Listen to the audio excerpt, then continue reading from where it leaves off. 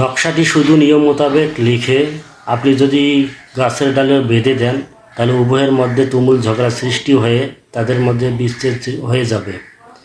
এই নকশাটি খুবই সহজ, লিখতে সহজ এবং এই নিয়মকানুন সহজ। এটা সবাই করতে পারবেন, শুধু নিয়মকানুন সঠিকভাবে আপনাকে প্রয়োগ করতে হবে। এর বিস্তারিত নিয়মকানুন জানতে আপনি ভিডিওটি কন্টিনিউ করতে থাকুন। ইনশাআল্লাহ পুরোপুরিভাবে আপনাদেরকে আমি নিয়মকানুন জানিয়ে দেব। ভিডিও স্ক্রিনে লক্ষ্য করলে দেখতে পারবেন আপনাদের সামনে আমি একটি নকশা নিয়ে হাজির হয়েছি। মূলত এই নকশাটি খুবই পাওয়ারফুল এবং শক্তিশালী। এই নকশার মাধ্যমে আপনি দুইজনের মধ্যে আপনি ঝগড়া বিবাদ সৃষ্টি করে তাদের মাঝে আপনি বিচ্ছেদ করতে সক্ষম হবেন। এই নকশাটি এখানে পুরোপুরিভাবে দেওয়া আছে এবং নিচে নাম কিভাবে বসাতে হবে সব কিছু এখানে দেওয়া আছে এবং নিয়মকানুন এখানে লেখা আছে। আপনারা লক্ষ্য করলে দেখতে পারবেন এখানে লেখা আছে লিখে গাছে ঝুলিয়ে দিতে হবে। এই নকশাটি অবশ্যই আপনাকে শনিবার দিন লিখতে হবে এবং এখানে একটি সেতারের কথা বলা হয়েছে। সেতারাটি হলো ঝোল সেতারা।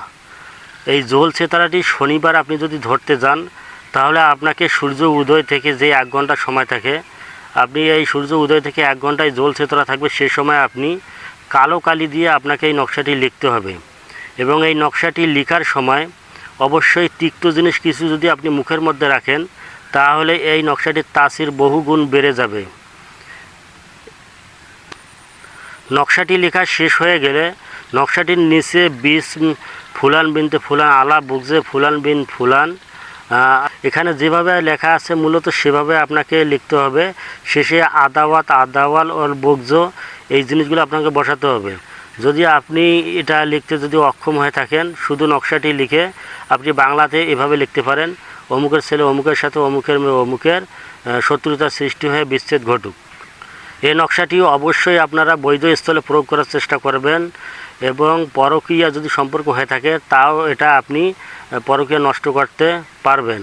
তারপর নকশাটি লেখা হয়ে গেলে নকশাটি যে কোনো একটি তিক্ত গাছের ডালে আপনি বেঁধে দিতে হবে। সেটা নিম গাছ বা অন্যান্য গাছ, যে তিক্ত গাছগুলো রয়েছে সেগুলো আপনি বেঁধে দেওয়ার চেষ্টা করবেন। এখানে যেহেতু অন্যান্য গাছ দেওয়া নাই, এটা ব্রেন মতে এটা তিক্ত গাছে বেঁধে দিতে হবে, তাহলে এর কার্যকারিতা বহুগুণ বৃদ্ধি পাবে।